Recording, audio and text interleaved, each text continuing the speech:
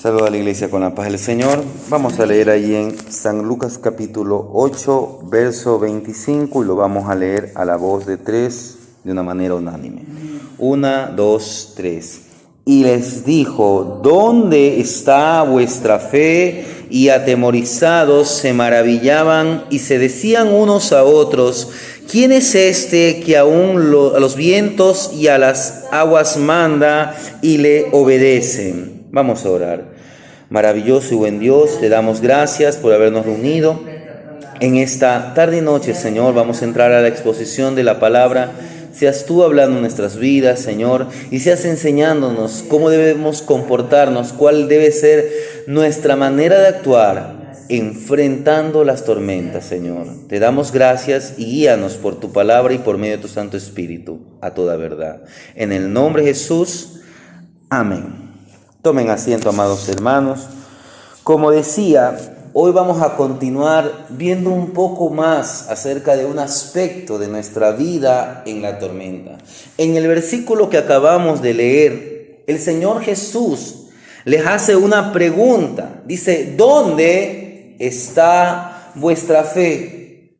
Porque para nosotros poder vencer las tormentas, necesitamos fe. Es indispensable la fe en medio de las tormentas humanas, en medio de las tormentas vivenciales, en medio de las aflicciones. Usted tiene que demostrar su fe. Pero primeramente vamos a responder dos preguntas que tal vez usted ya las sepa.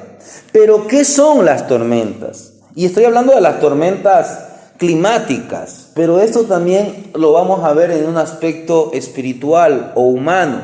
Una tormenta es un fenómeno caracterizado por la coexistencia. Mire, coexistencia significa que existen dos cosas a la vez, dos o más cosas. Por la coexistencia próxima de dos o más masas de aire de diferentes temperaturas, generando lluvias, vientos, relámpagos, truenos, rayos y ocasionalmente granizos, entre otros fenómenos meteorológicos. Eso es una tormenta climatológica, cuando dos masas de aire de diferente temperatura chocan entre sí. Asimismo, en la vida espiritual hay una guerra entre la luz y las tinieblas. Ahora, muchas tormentas Dios las envía. Muchas tormentas Dios las permite. Pero ante toda tormenta, sea humana como climatológica, Dios es soberano. Nada se le escapa de su control. Muchas tormentas uno se mete en la tormenta, como en el caso de Jonás. Jonás, él, desobedeciendo a Dios, se fue a la isla o al lugar de Tarsis cuando Dios lo enviaba a Nínive. Y esa tormenta fue ocasionada por Dios, pero eso fue a causa de la desobediencia de Jonás. En el caso que estamos viendo, esto no fue a causa de la desobediencia. Ahora, en toda tormenta, un cristiano tiene que demostrar su fe. A veces un cristiano se ha alejado de su fe, como en el caso de Jonás, o está faltando a su fe, como en el caso de Jonás. Pero es muy importante la fe. ¿Pero qué es la fe? Como lo dice en Hebreos, y lo voy a presentar como lo dice en la Reina Valera 1977. Es pues la fe. La fe es la firme seguridad de las realidades que se esperan. Mire lo que se va a enfrentar a la fe. Se va a enfrentar a que usted reaccione ante las firmes realidades que usted y yo esperamos. La fe es la prueba convincente de lo que no se ve. ¿Qué es lo que se va a enfrentar en una tormenta? La fe se va a enfrentar a sus convicciones en aquello que usted no ve humanamente, pero usted está seguro de que eso es real. ¿Y qué más es la fe? La fe es el testimonio, es lo que nos permite alcanzar buen testimonio ante los demás y ante Dios mismo. Eso se va a probar en medio de una tormenta. Por consiguiente, una tormenta de carácter espiritual se caracteriza cuando recibimos la presión de diferentes aflicciones en diferentes áreas de nuestra vida, en especial afectando el temperamento de la persona. Recuerde que las tormentas naturales tienen que ver con los cambios de temperatura. Asimismo, una de las cosas que más afecta en la persona en medio de una aflicción es su temperamento, es cómo reacciona. A veces muchos se quedan muy quietos, otros se turban. Y a veces ninguno de estos extremos es el ideal, o no hacer nada o turbarse. Dios no quiere que usted se quede no haciendo nada o que caiga en la turbación. Dios quiere que usted active o demuestre su fe en medio de las aflicciones.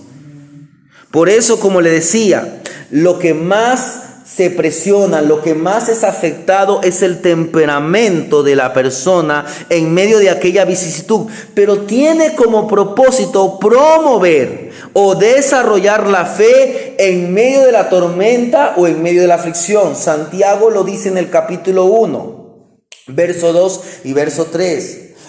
Hermanos, tened por sumo gozo cuando os halléis en diversas pruebas, sabiendo que la prueba de vuestra fe, mire, la prueba de vuestra fe. Entonces, lo que más se prueba en una tormenta, en una aflicción, es su fe. Por eso es que usted y yo tenemos que crecer en fe, tenemos que avanzar en fe, y las tormentas van a probar de qué está hecha su fe.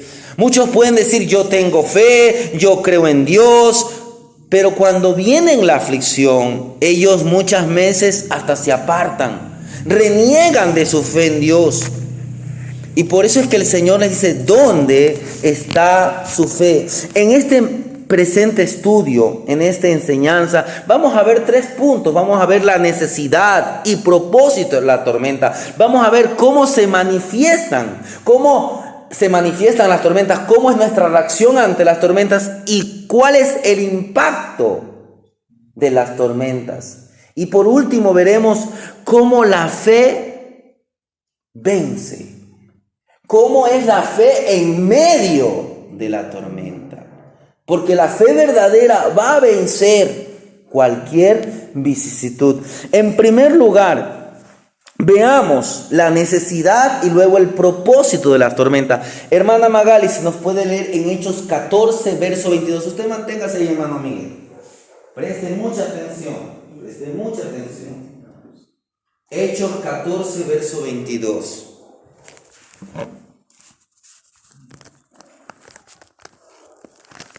Confirmando los ánimos de los discípulos, exhortándoles a que permaneciesen en la fe, y diciéndoles, es necesario que a través de muchas tribulaciones entremos en el reino de Dios.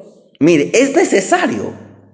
Ahora, cuando nosotros vemos una tormenta, un huracán, usted sabe que a veces en las noticias, usted tiene la información allí, sea por los diferentes medios de comunicación. Y hoy vemos problemas climatológicos que están pasando en nuestro país como en otros países. Y a veces uno dice una tormenta, un huracán, un tornado. Y nosotros decimos, ¿y por qué Dios permite esto? ¿O por qué es esto? Y bueno, sabemos que este mundo, de una u otra manera, todo esto está afectado por el pecado. Pero quiero que usted sepa que las tormentas, los huracanes tropicales, son fenómenos perturbadores que llevan aguas a zonas que la necesitan. Y a su paso, dejan importantes beneficios. Las tormentas y todo esto tienen beneficios. Por ejemplo, mitigan la sequía, limpian ríos y arroyos, mantienen llenas las presas y combaten en ciertos países lo que se conoce como la marea roja. Por lo tanto, las tormentas muchas veces sirven para limpiar aquello que impide una buena cosecha. Usted y yo hemos sido llamados a dar fruto. Y a veces las tormentas espirituales, emocionales, personales, Ellas son con el propósito de limpiar muchas cosas en nuestra vida que no nos están haciendo o impiden que usted y yo demos fruto. Que dice, y ya leímos, Pablo dice, es necesario que a través de muchas tribulaciones entremos en el reino de Dios. Y quiero aclarar esto, no significa que la prueba lo lleva a los pies de Dios, o mejor dicho, no es que la tribulación lo salva, no. Pero Dios permite las tribulaciones para que a través de ello usted se acerque a Dios. Y parece extraño esto, suena extraño, pero esta es una realidad la cual Pablo le expresó después de haber atravesado una experiencia tormentosa. Lo que usted leyó allí en Hechos 14:22, este fue el mensaje que ayudó a fortalecer y exhortar a los discípulos.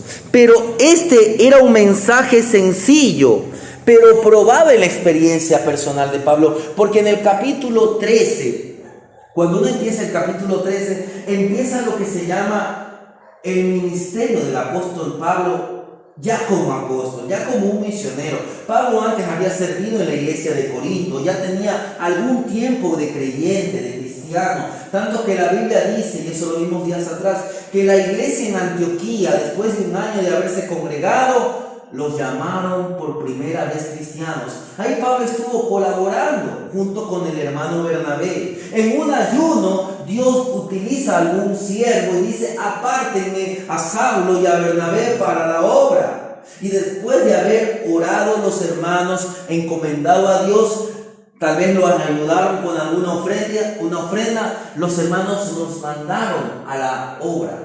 Y ahí comenzaron el primer viaje misionero. Pero en el primer viaje misionero, Pablo y Bernabé tuvieron oposición. Los diferentes ministros, los diferentes predicadores van a tener oposición. Y una de las experiencias más tormentosas de Pablo fue en la isla de Listra.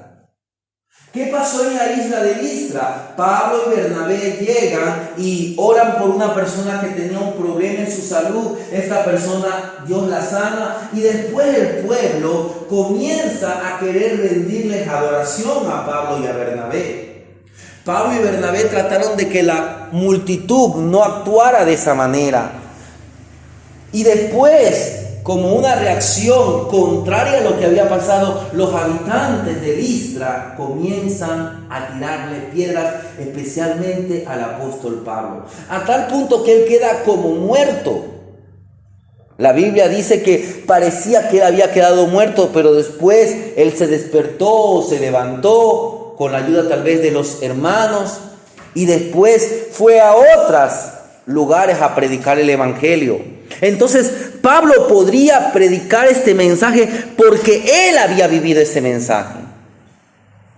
Muchos dicen, ya que Pablo, creo que es en la segunda carta a los Corintios, en el capítulo 12, él habla acerca de una experiencia sobrenatural que se entiende que Pablo la pasó. Él dice que él conocía a un hombre, si en el cuerpo no lo sabe o fuera del cuerpo, que fue arrebatado hasta el tercer cielo.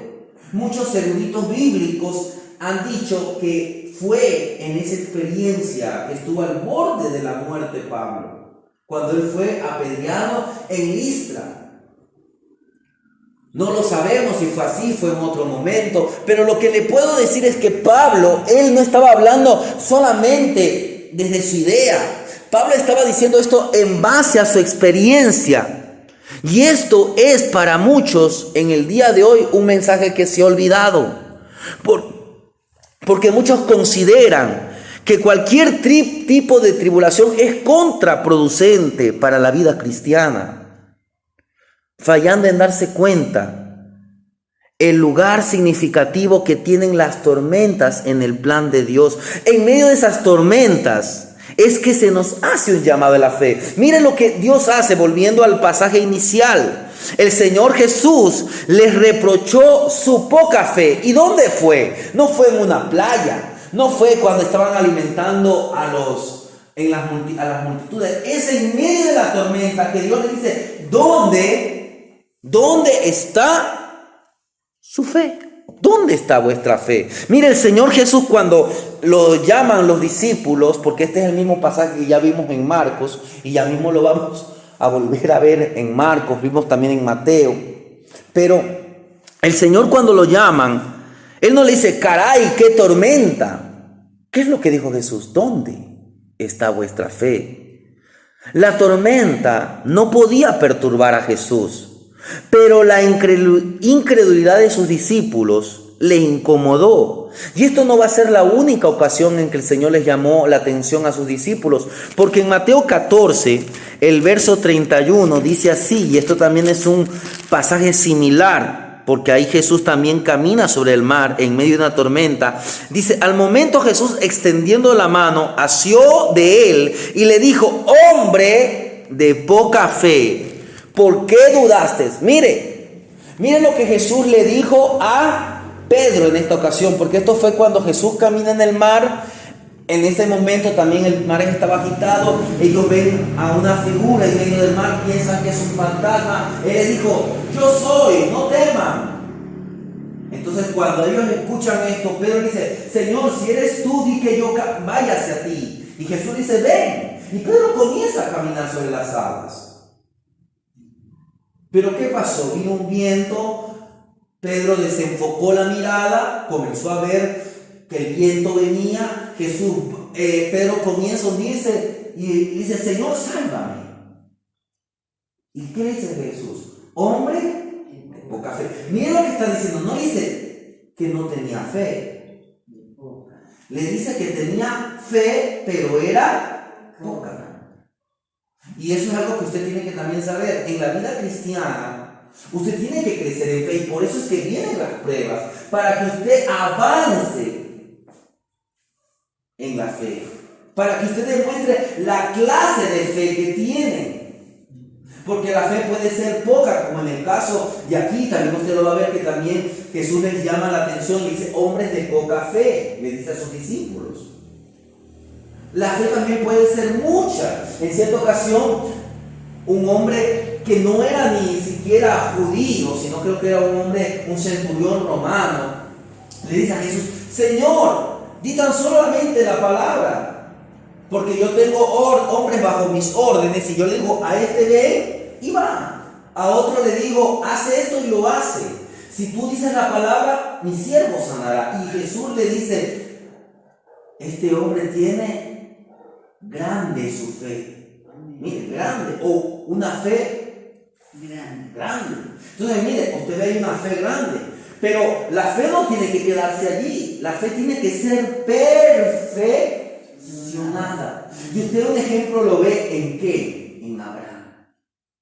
En Abraham usted ve una fe perfeccionada. Cuando Dios le dice que vaya a sacrificar a su hijo, la Biblia dice que la fe de Abraham era esta, que él sabía, él estaba convencido de que el Dios al que él servía lo podía levantar aún de las cenizas a su hijo Isaac. Entonces, mire,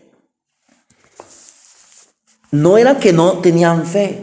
Entonces, ¿por qué Dios permite u orquesta? ¿Por qué Dios a veces Él manda una tormenta? Vayamos a Santiago. Usted manténgase ahí, mi hermano Miguel. Pero en Santiago capítulo 1, el verso 2 y el verso 3 dice así. Vuelvo a leer, aunque el antes ya no lo leí, pero lo pronuncié. Dice, hermanos míos, tened por sumo gozo cuando os halléis en diversas pruebas, sabiendo que la prueba de vuestra fe produce paciencia. Mire, él dice, mire lo que dice Santiago, ¿cuándo? No dice si os halléis. ¿Qué es lo que está diciendo? Que usted y yo inevitablemente vamos a pasar pruebas. Inevitablemente vamos a pasar aflicciones, porque Jesús mismo ya lo dijo, en el mundo tendréis aflicciones, en el mundo van a tener tormentas, van a tener tempestades, van a venir aflicciones. Entonces, las pruebas son inevitables, pero la fe no es producida en la prueba. La fe es probada. La fe no se produce en la prueba. Es a través de la prueba que la fe se revela. Las pruebas revelan qué tipo de fe tenemos. Como dije, puede ser poca, puede ser grande, o puede ser una fe que ha sido perfeccionada. No debido a que Dios no sepa qué tipo de fe usted o yo tenemos, sino que estas pruebas vienen para hacer evidente aún a nosotros mismos y a aquellos que están a nuestro alrededor la clase de fe que nosotros tenemos. Entonces notamos que la fe es probada. Y eso demuestra que la fe es algo importante, es algo valioso. Para Dios nuestra fe es preciosa. Porque solo las cosas preciosas son probadas. Solamente lo que es valioso es probado. Si las pruebas entonces no producen la fe, ¿cómo se produce la fe? Que dice Romanos 10:17.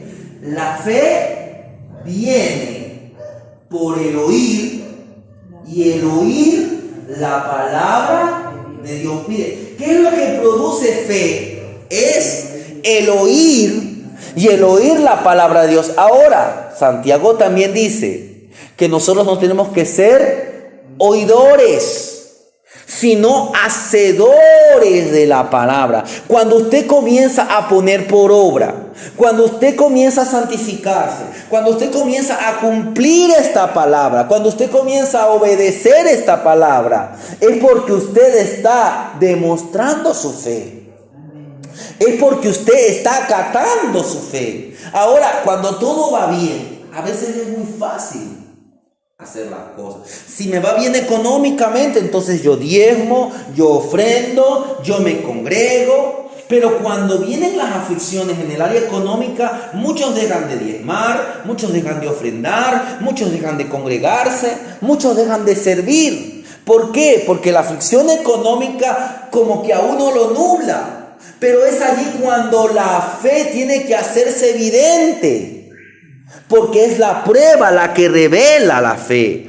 Entonces, la fe es edificada en nosotros mientras oímos, entendemos y confiamos en la palabra de Dios. Las pruebas no producen fe, pero cuando las pruebas se reciben con fe, estas producen, que dice Santiago, la prueba produce paciencia.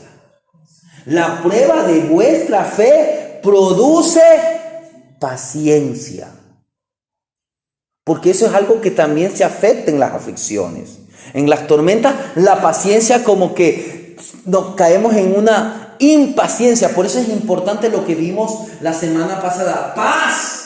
Porque si usted tiene paz, usted puede actuar con paciencia. No digo que usted no haga nada. Muchos piensan que paciencia significa no hacer nada. No, sino significa afrontar con carácter probado la prueba. Entonces, la paciencia, usted tiene que saber que la paciencia es una de las características del fruto del Espíritu Santo. Entonces,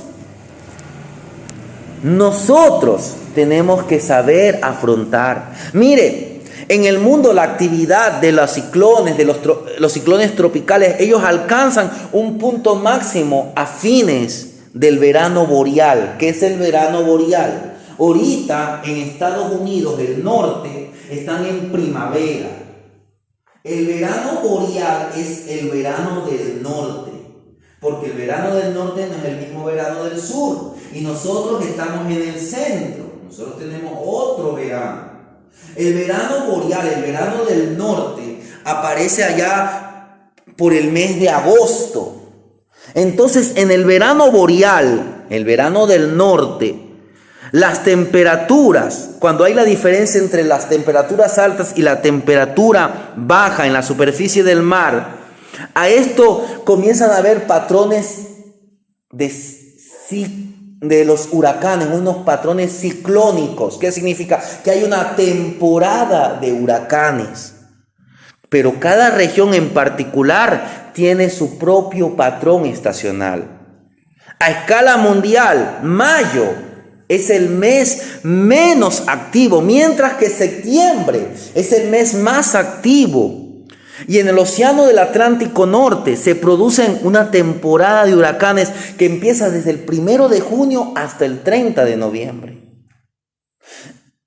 Pero esto alcanza su punto máximo entre agosto, a finales de agosto y mediados de septiembre. Pero aunque esa es la norma, no siempre es así. En 1938, la temporada de huracanes empezó desde el 3 de enero. ¿Por qué traigo esta reflexión o este análisis? ¿Qué es lo que le quiero decir? Que a veces las tormentas pueden ser previsibles. Uno dice, me preparo por una tormenta. Pero muchas veces y mayormente las tormentas son no pensadas. Uno no sabe que se va a enfrentar ante una aflicción. De un momento a otro aparece una aflicción. Las tormentas, en otras palabras, son algo inesperado. Por más que uno dice, bueno, llega el invierno. Y uno dice, bueno, arreglo el muro. A veces antes del invierno, ¿a quién mismo ha pasado? A veces dice, oye, ¿por qué está lloviendo? Pero si no es temporada de lluvias. Y a veces las lluvias son tan fuertes que los ríos se desbordan. Entonces las aflicciones son inesperadas en su mayormente. Usted lo ve a Job, todo iba bien, servía a Dios y de un momento a otro vino una tormenta que acabó con casi todo lo que él tenía, aún con su propia vida, solo que la misericordia de Dios no permitió que su vida sea tocada. Entonces, en segunda cosa quiero que veamos la manifestación de las tormentas, luego la reacción y el impacto. Todo esto es concerniente a las tormentas. Para eso vayamos a Mateo. Bueno, vayamos a Marcos, mayormente Marcos 4. Ahí, antes estamos en Lucas, vayamos a Marcos capítulo 4. Donde vemos este mismo pasaje de Lucas, porque este pasaje se encuentra en Mateo capítulo 8, en Lucas 8 y también en el Evangelio de Marcos, en el verso 35 al verso 40. Aquel día, cuando llegó la noche, les dijo, pasemos al otro lado. Y despidiendo a la multitud, le tomaron como estaba en la barca, y había también con él otras barcas, pero se levantó una gran tempestad de viento y echaba las olas en la barca de tal manera que ya se anegaba. Y él estaba en la popa durmiendo sobre un cabezal, y le despertaron y le dijeron, Maestro, ¿no tienes cuidado que perecemos? Y levantándose reprendió al viento y dijo al mar, calla, enmudece. Y cesó el viento y se hizo grande bonanza. Y les dijo, ¿por qué estáis así, amedrentados? ¿Cómo no tenéis fe? Entonces temieron con gran temor y se decían el uno a otro, ¿quién es este que aún el viento y el mar obedecen? Mire, en el verso 35, ¿qué nos dice? Dice en la Reina Valera, cuando llegó la noche. En otras versiones dice, caída ya la tarde. Pero ¿qué Jesús le dice? Pasemos al otro lado. En el verso 1 de este mismo capítulo dice, otra vez comenzó Jesús a enseñar junto al mar. Y en el capítulo 4 está la parábola del sembrador. Luego habla acerca de nada oculto que haya de ser manifestado. Luego habla acerca de la parábola de la semilla, del crecimiento de la semilla. Luego habla acerca de la parábola de la semilla de mostaza. Y luego por último se habla acerca del uso de las parábolas. ¿Qué le quiero decir? Que en ese día el Señor Jesús había estado enseñando junto al mar. Fue una gran multitud de personas. Tuvo que ubicarse en una barca. Es decir, como él estaba, había mucha gente, buscó un lugar para que desde allí las demás personas lo puedan ver. Tal vez tuvo que alzar mucho la voz. ¿Y qué pasó? Ese día, como mínimo, él dio 3 enseñanzas sobre diferentes temas: la parábola de la semilla, la parábola del crecimiento de la semilla y la parábola de la mostaza. Miren, dio, como decir, 3 prédicas. Además, es muy probable que él haya atendido a la gente. Mucha gente, usted sabe que venía con sus problemas, sus enfermedades y todo eso. Entonces en el verso 35 Jesús termina su tiempo de compartir y sin hacer otra cosa. No vemos que dice la Biblia, dice, y bueno, después de esto se cambió, no dice que comió, sino que sin hacer ningún arreglo partió en la barca. Dice el verso 36, y despediendo a la multitud, le tomaron como estaba. Mire, le tomaron como estaba. No dice que se cambió, no dice que comió, no dice que hizo más cosas que terminar de enseñar y a la barca de una. Entonces, ¿qué pasó? El Señor había tenido un día arduo de trabajo. Entonces lo vemos a Jesús que estaba cansado, exhausto, y ahí es que vemos la humanidad. Por eso es que usted en el verso 37 dice que se levantó una gran tempestad del viento y echaba las olas en la barca de tal manera que ya se negaba, y él estaba en la popa durmiendo sobre un capezal. Muchas otras versiones dan a entender que era como una especie de almohada. Pero mire, estaba tan exhausto porque había sido un día de sumo trabajo para el Señor, y no solamente para el Señor, los discípulos también habían colaborado. Entonces, mire, vuelvo ahí a mostrar, ahí en ese pasaje que acabamos de leer, vemos tres cosas, que primeramente lo inesperado, porque dice, se levantó una gran tempestad. No dice que cuando estaban, es como lo que vimos el otro día en el pasaje de Pablo, cuando tuvo el naufragio en alta mar. Ese tiempo, esos días, Pablo les había dicho a los marineros, el mar está agitado. Aquí no, el mar no estaba agitado. Porque si no, los discípulos hubieran dicho, maestro, esperemos mejor aquí, el mar está agitado. Dice que ya en la barca se levantó una gran tormenta. Entonces usted ve lo inesperado, y no solamente lo inesperado, sino que dice que como entró a entrar el agua, de tal manera que ya parecía que se anegaban. Usted ve lo violento de la tormenta, y lo más impresionante es que la tormenta se manifestó con Jesús presente.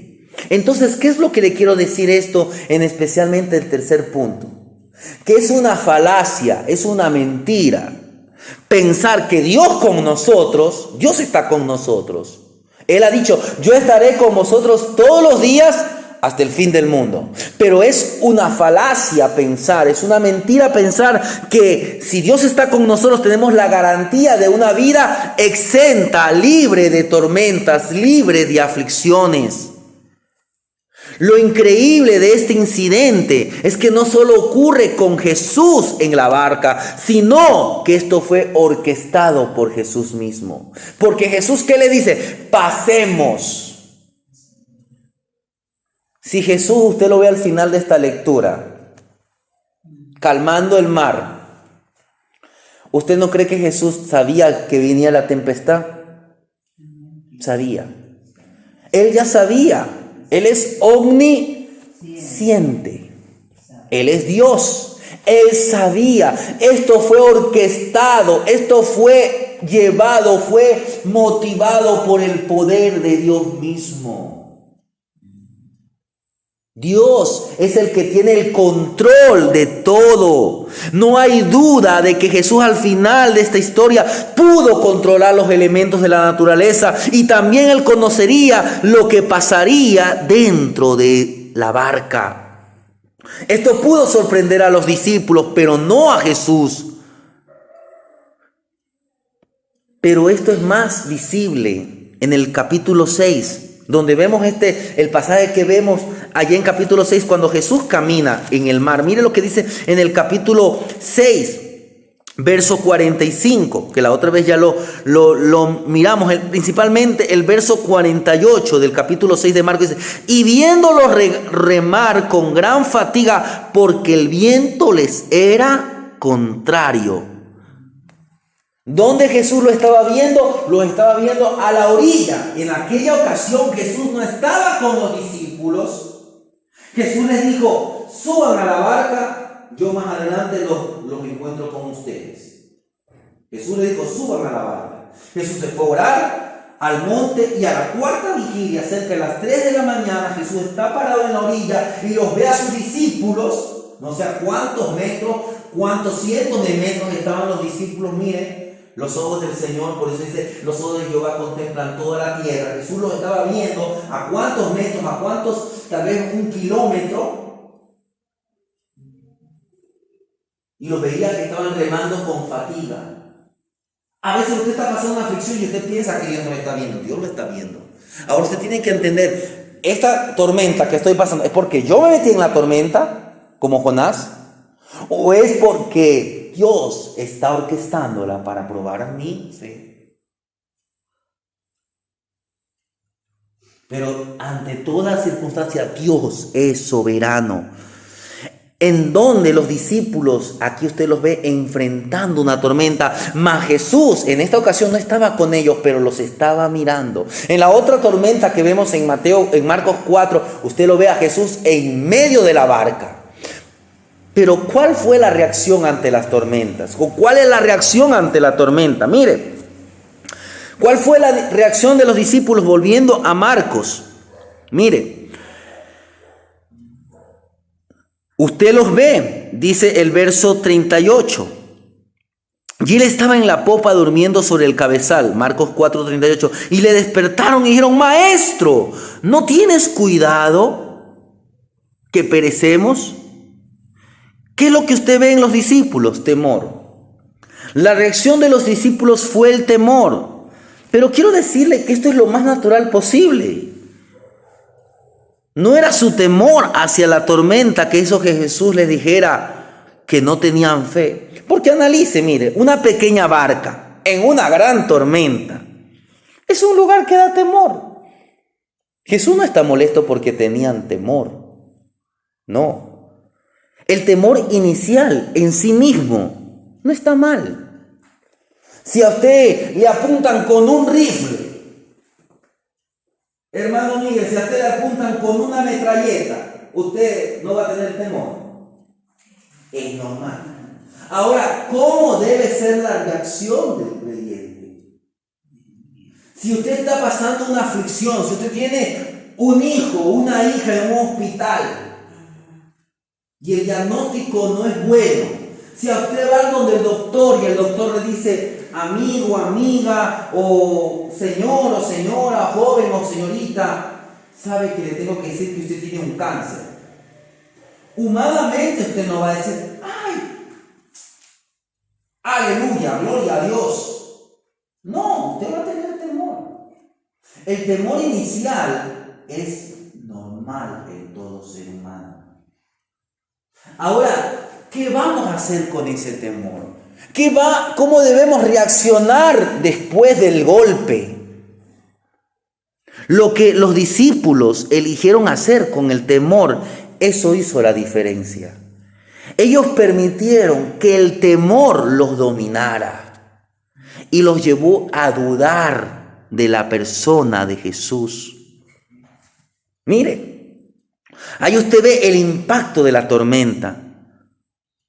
Dice que estaban ya a punto, dice las olas, dice, y echaba las olas en la barca de tal manera que ya se anegaba. Mire, aunque vengan olas, vengan tormentas inesperadas, las tormentas en la vida, incluso la intensidad, la violencia, el que ocurra esto no debe de sorprendernos en lo absoluto, porque ¿qué usted puede esperar en este mundo caído? En este mundo caído usted no puede esperar nada bueno. Del mundo usted no puede esperar. Usted de quien tiene que esperar es del Señor. Estamos en un tiempo difícil. Humanamente las noticias no son nada buenas. Mucha gente está perdiendo sus trabajos con esto de la guerra de Europa que está pasando. Las exportaciones de aquí no se están haciendo y mucha gente en la costa está perdiendo sus trabajos. Y no sé si en otras regiones del país. Y cada vez los productos se hacen más caros, la gente compra menos, hay menos ingresos, tenemos un invierno fuerte, tenemos todavía la pandemia. Todo esto humanamente nos puede llenar de cierto temor. Pero ahora, ¿cómo usted reacciona? ¿Cómo usted reacciona? Los discípulos mismos no podían sorprenderse, porque era algo normal. El mar de Galilea es un mar que de un momento a otro desemboca una tempestad, desemboca una tormenta. Pero ahí es cuando debe levantarse nuestra fe. Y esto es algo que el apóstol Pedro lo señala. Yo le voy a leer lo que dice Pedro en su carta general, primera de Pedro 4:12, dice así: amados, no os sorprendáis del fuego de prueba que os ha sobrevenido, como si alguna cosa extraña os aconteciese. Mire, no se sorprenda. No se sorprenda si vienen las aflicciones. El cristiano no tiene por qué ponerse y decir: ay, ¿por qué Dios permite esto? ¿Por qué perdió un ser querido? Tenemos que buscar en Dios la respuesta, pero no caer en la turbación. En vez de enfocarnos en las pruebas, de sorprendernos, veámosla como manera de ser participante de los padecimientos de Cristo. ¿Qué dice el verso 13 de primera de Pedro 4? Si no gozaos por cuanto sois participantes de los padecimientos de Cristo, para que también en la revelación de su gloria os gocéis con gran alegría. Mire, si somos participantes de sus sufrimientos, también seremos participantes de su gloria y de su gozo. Entonces, van a manifestarse tormentas. Muchas veces nuestra reacción normalmente va a ser de temor. Vamos a sentir el impacto de la tormenta. Pero ahora, para finales, quiero ver cuando la fe vence la tormenta. Y volvamos a Mateo capítulo 4. Quiero que veamos el verso 39. ¿Qué dice Marcos 4:39? Dice: y levantándose, reprendió el viento y dijo al mar: calla, enmudece. Y cesó el viento y se hizo grande bonanza. Ahí lo vemos a Jesús actuando, pero lo veíamos a los discípulos con temor. Entonces, ¿qué hacer con el temor? ¿Qué hacer con la duda? Porque cuando el temor se apodera de nosotros, comienza a aparecer la duda. Y Santiago en el capítulo 1 habla acerca de la duda, que muchos son como la onda del mar, inconstantes. Y nos habla que no debemos ser hombres o creyentes de doble ánimo. Llegó un momento en que los discípulos entienden que la situación es preocupante. Mire lo que dice en el verso 38. Y él estaba en la popa durmiendo sobre un cabezal, y le despertaron y le dijeron: maestro, ¿no tienes cuidado que perecemos? Mire, este pasaje usted en casa, espero que lo haga. Medítelo en relación a lo que dice Mateo 8. Ahí usted va a ver lo mismo, los versos 24 y los versos 25. O usted lo puede ver en Lucas 8:24. Jesús, como habíamos dicho, estaba exhausto, fruto de ese día de actividad, de enseñanza, de administración. Pero vemos ahora la desesperación, el temor, la duda de los discípulos, porque ellos pensaban, ¿qué es lo que ellos pensaban? Que ellos iban a perecer. Aún llegaron a pensar que a Jesús no les importaba la vida de ellos. ¿No te importa? Mire, ¿no tienes cuidado? En otras palabras, ¿no te está importando que podemos morir? Mire, eso es lo que llegó, por eso es que Jesús despierta y lo primero que le dice: ¿por qué estáis amedrentados? Eso lo dice en otro pasaje. Yo le voy a leer lo que dice en Mateo capítulo 8. En Mateo capítulo 8 dice: ¿por qué teméis? Y en Lucas capítulo 8, el Señor les responde, porque todos estos pasajes nos ayudan a ver muchas cosas que Jesús les llamó la atención.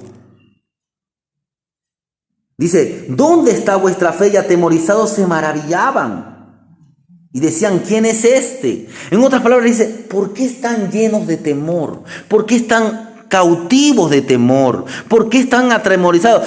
¿cómo no tenéis fe? Entonces, en esta declaración que fue dicha en medio de una tormenta, mire, Jesús les llamó la atención en medio de una tormenta violenta.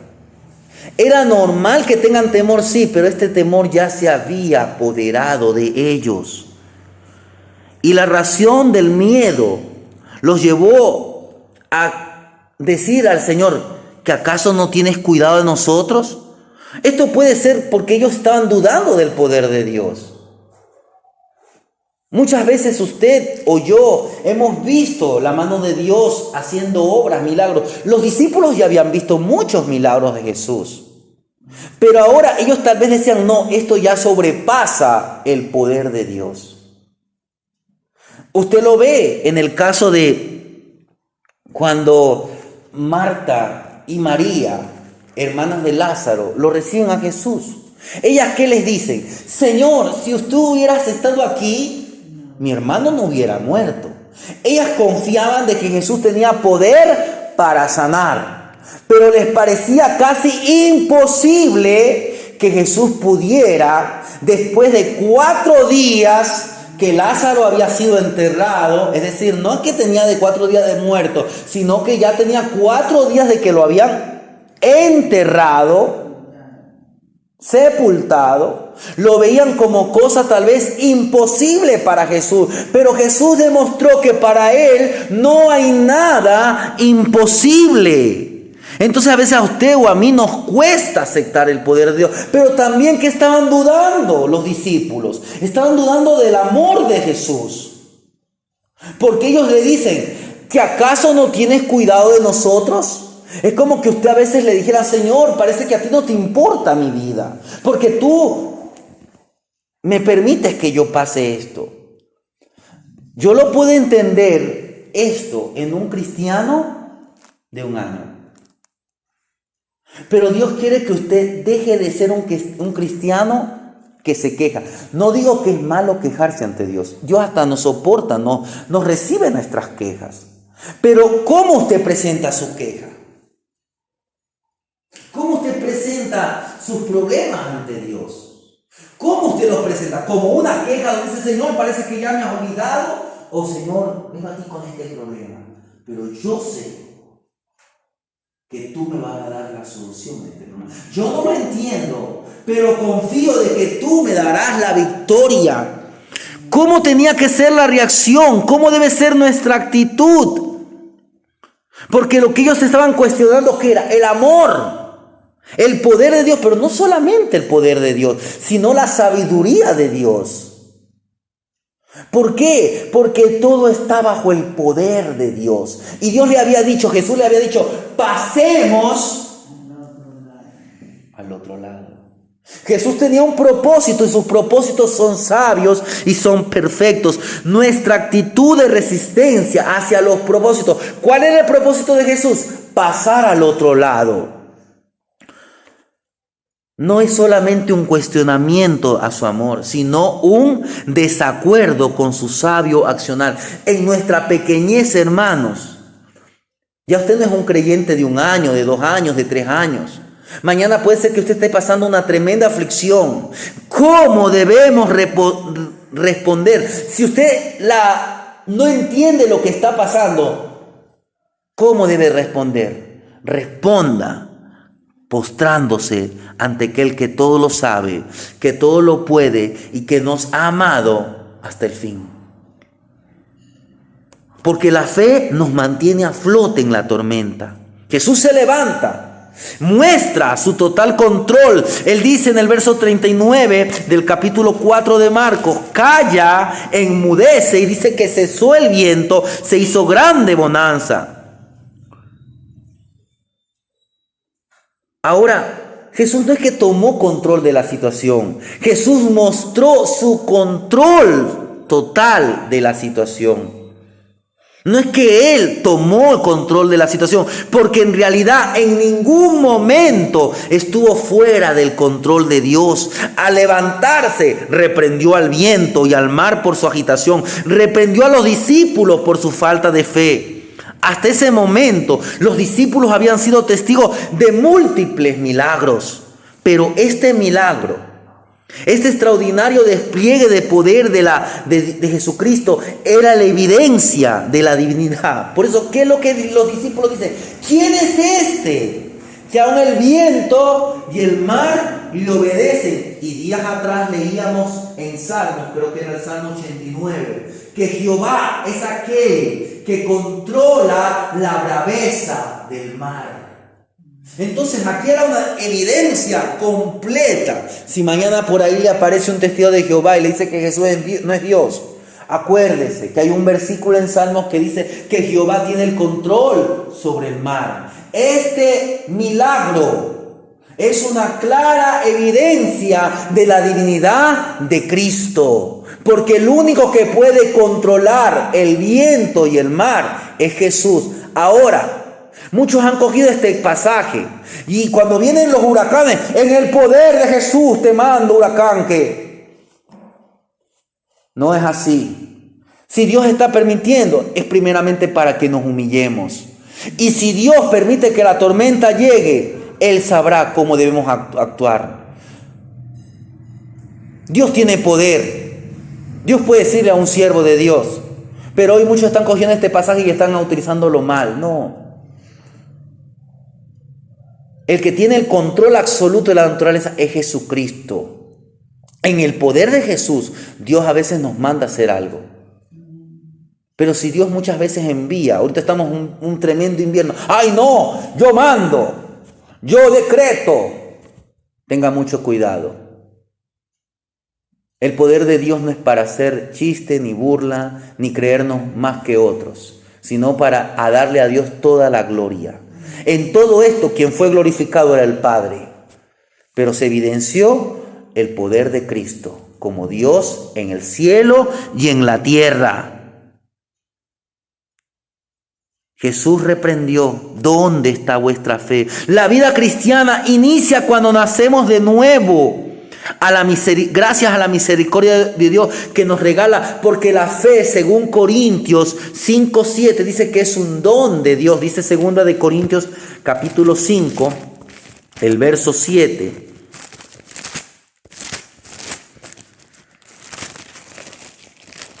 Porque por fe andamos, no por vista. Mire, cómo usted camina por fe. Por fe andamos, no por vista. Y la fe es dada por Dios. Así que cuando nosotros nos arrepentimos, venimos a Cristo. Ese es el inicio de esa vida cristiana. Pero tenemos que andar por fe. Tenemos que recorrer la vida cristiana por fe. La vida en este mundo caído, en este mundo tormentoso, va a ser una vida tormentosa muchas veces.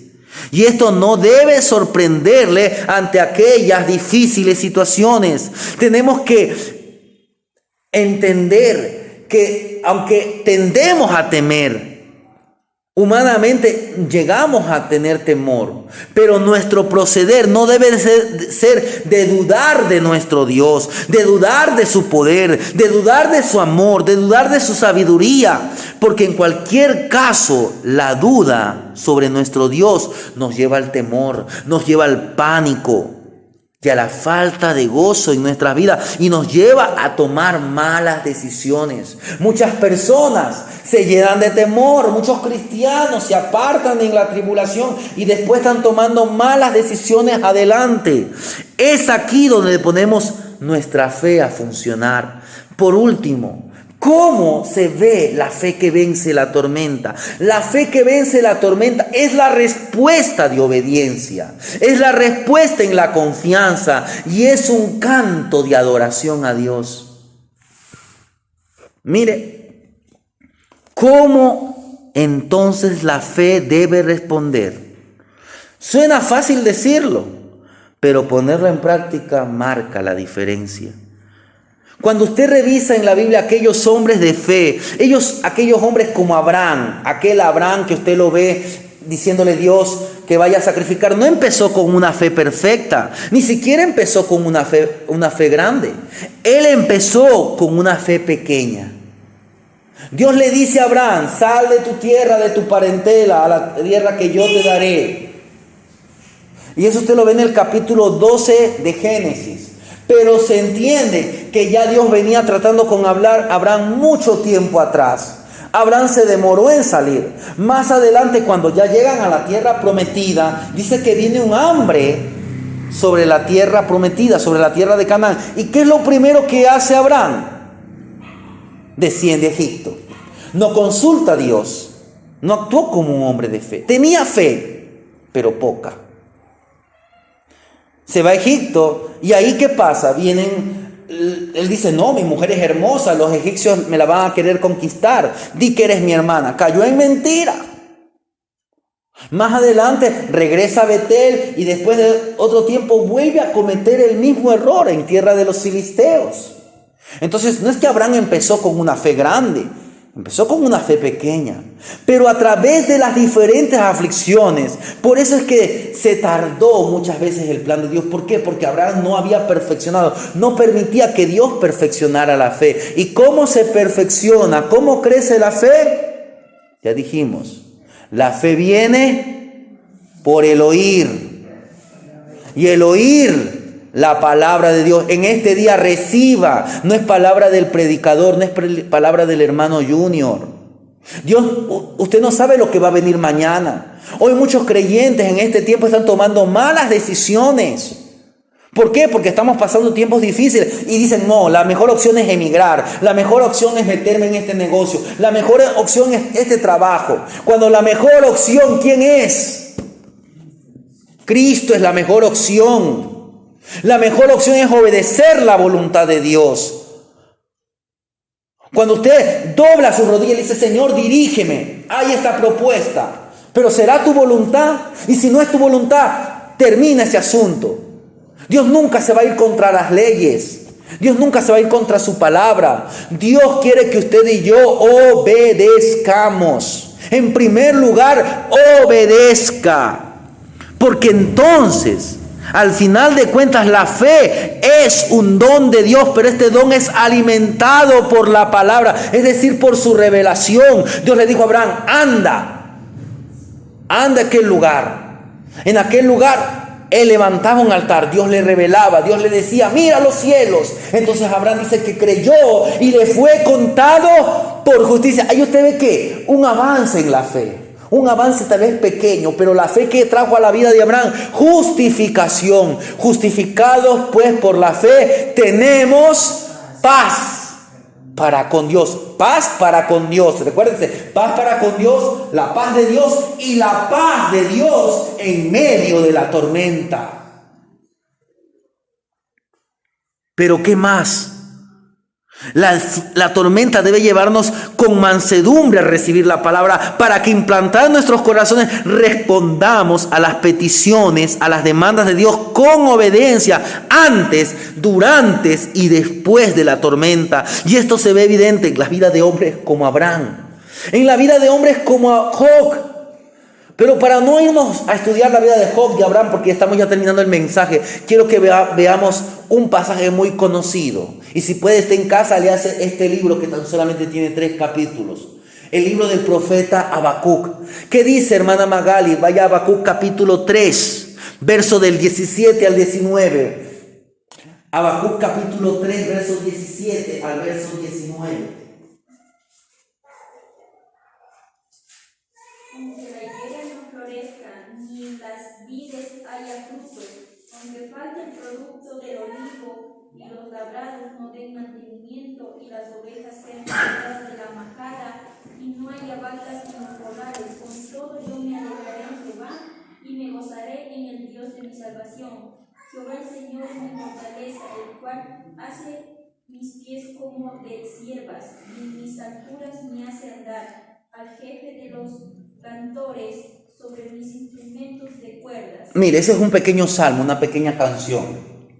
¿Cómo termina este capítulo? Con adoración. Ahora quiero que usted analice. En el primer capítulo usted lo va a ver al profeta Habacuc con poca fe, con preguntas. Primeramente le dice a Dios, Señor, el pueblo de Israel se ha ido al pecado. ¿Cómo tú vas a detener el pecado de Israel? ¿Cómo tú vas a castigar? ¿Cómo tú vas a mostrar tu justicia en medio del pecado de Israel? Dios le dice, tranquilo, yo voy a enviar a los babilónicos. Pero Señor, Si los babilónicos son peores que nosotros, tú vas a utilizar a un impío, un más injusto, para demostrar tu justicia. Sí.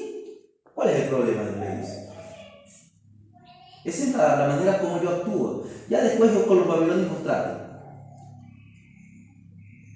A veces usted dice, ¿y por qué Dios permite esto? Pero el malo prospera. Deje, eso es Dios. Sus caminos no son sus caminos, sus pensamientos no son sus pensamientos.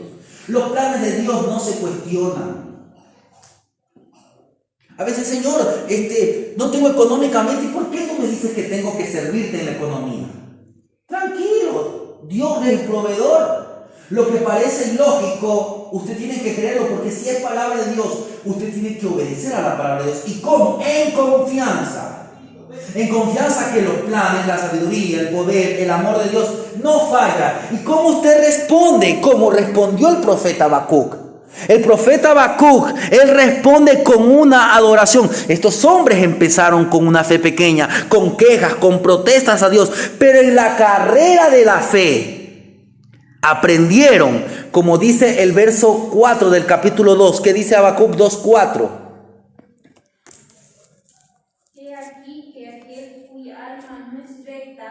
Se enorgullece, mas el justo por su fe vivirá. Mire, he aquí que aquel que su alma no es recta se enorgullece, mas el justo por su fe vivirá. El hombre que por el sacrificio de Cristo ha sido justificado es llamado justo.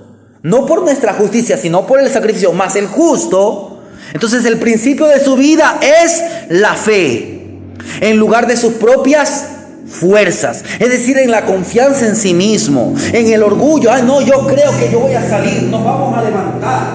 No, es que yo voy a poder salir de este problema, tranquilo, que yo solo puedo solucionar el problema. Esa no es la manera de actuar de un creyente, no. El creyente tiene que reconocer sus debilidades. Ahora tiene que reconocer que hemos sido justificados y que Dios en medio de nosotros puede hacer cosas poderosas. Debemos confiar, no en nosotros mismos, no ver en nosotros mismos. Porque el orgulloso, él ve por sí mismo. Ahora, nosotros con la fe verdadera, mirando hacia afuera de nosotros mismos, mirando hacia Jesús, mirando hacia Jehová Dios, al mirar a Dios debemos responder con confianza en su palabra. Debemos responder con obediencia a su voluntad y debemos responder con adoración a la persona de Dios, sabiendo, como dice al final, el cual hace mis pies como de siervas y en las alturas me hace andar. ¿Y qué dice el verso 18, hermana Magali? 3:18 de Habacuc mismo.